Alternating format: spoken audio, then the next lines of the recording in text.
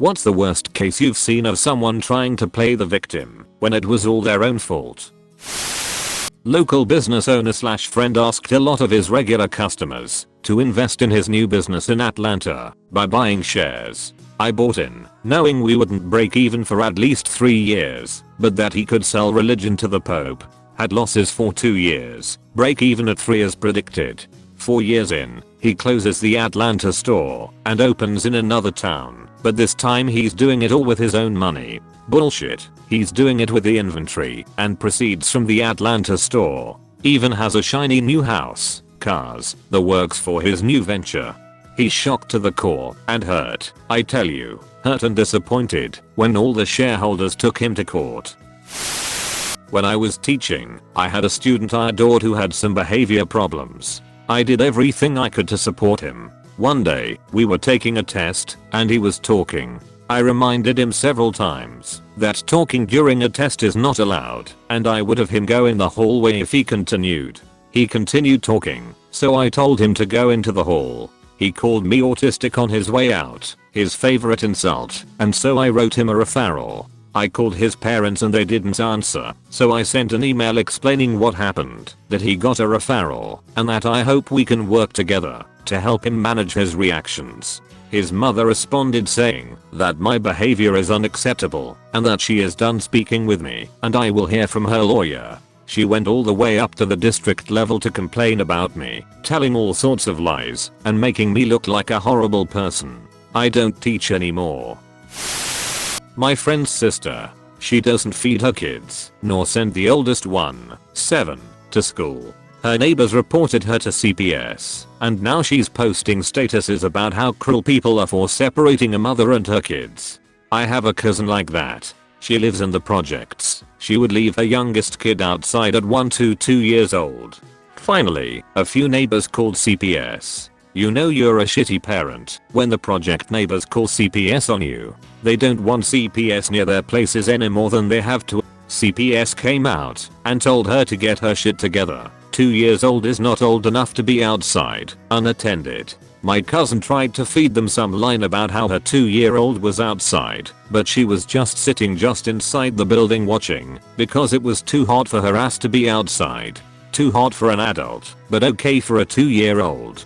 The straw that broke the camel's back apparently was when a neighbor came home and found the 2-year-old just playing at the feet of an own dealer with no other adult nearby. I mean, good for the dealer for not letting the 2-year-old get hit by a car or anything, but still not a reliable sitter. CPS came out and interviewed neighbors, and they all said they had seen Jane outside, unattended, sometimes as late as 9 p.m. After that, my cousin keeps trying to figure out who called because she wants to call CPS on them. An older lady walked into a construction area where she knew she wasn't supposed to go just to snoop around when the workers weren't there, and then sued because she slipped on a plastic floor covering. She worked there. She knew the area was off limits. Did it anyway.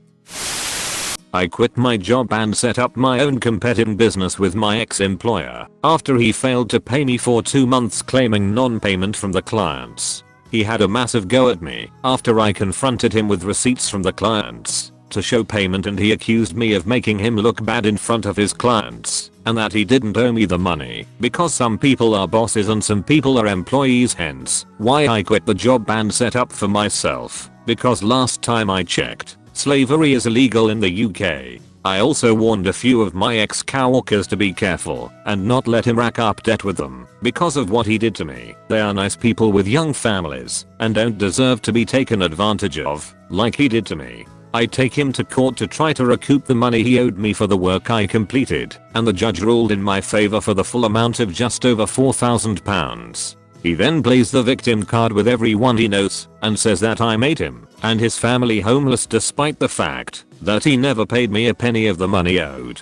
£4,000 is like 5 to 6 months rent in a decent neighborhood in my city. Honestly blows my mind every time I think about it. Short story, the dude stole over £4,000 from me, never pays me back, blames me for making his family homeless. An employee was being fired for a multitude of infractions at a coffee shop. He had been caught by management calling customers things like dumbass and stupid fuck under his breath, and several customers had also reported the behavior. He was constantly late, or would leave early or beg others to cover his shift.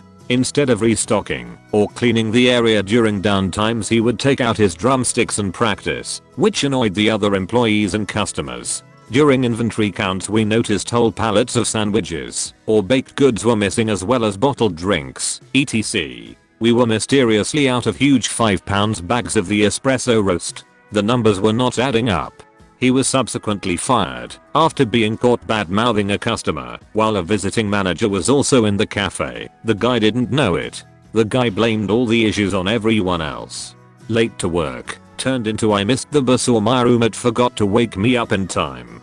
Leaving early turned into well, I got a call for a gig / there was a concert I wanted to see.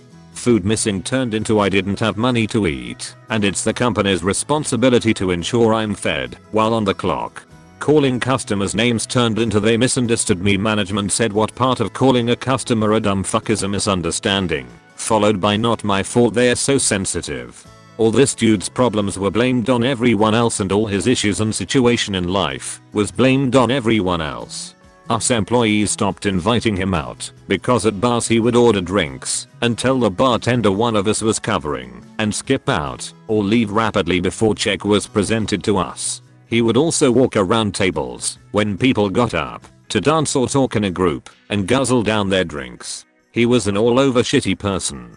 Found out after he was fired from our store he was hired by a Starbucks in the mall who failed to call for a reference or check, even though our store was listed as previous place of employment. He was caught stealing money and food from there too. My ex-husband got arrested for having child porn. He blamed me, saying it was my fault. He was so depressed he went looking for it. I lost a lot of weight, 150 pounds. My overweight friend didn't. I don't care, she's my friend. I love her. I tried on a pair of size 12, size 8 US jeans, but they were too big, so asked for the smaller size. Before I could try them on, my friend stormed out of the shop, and when I followed her she screamed at me for rubbing my weight loss in her face. I lost the weight in 2015. I've been this size for 4 years.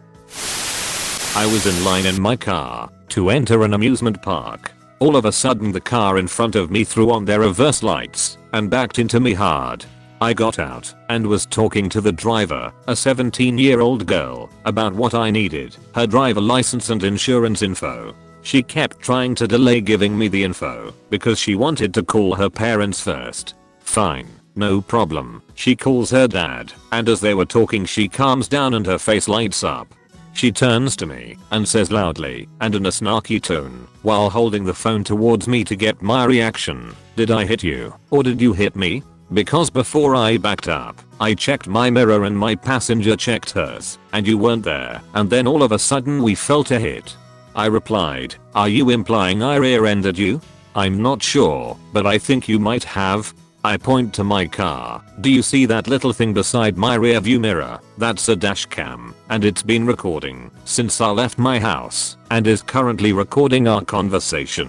Now, if you want to go this route, we can, but the police are going to be notified." Now she starts crying and says on the phone, "No dad, he has a dashcam and it's recording everything." Then come the waterworks. She starts trying to get me to talk to her dad, that he will take care of it, etc, etc. Finally I got the info out of her and had to get the front end of my car fixed. Too long, didn't read. A dashcam saved my butt. Get one. Edit: since I was called out for posting a fake story, here is a link to the accident. Right around 2:05 you can see her say it's not my fault. Okay. Also, I make a brief appearance. My comment was, "Oh well, isn't this just ducking great?" The cam records in 3-minute intervals and I'd have to dig for the part where I point out the dashcam.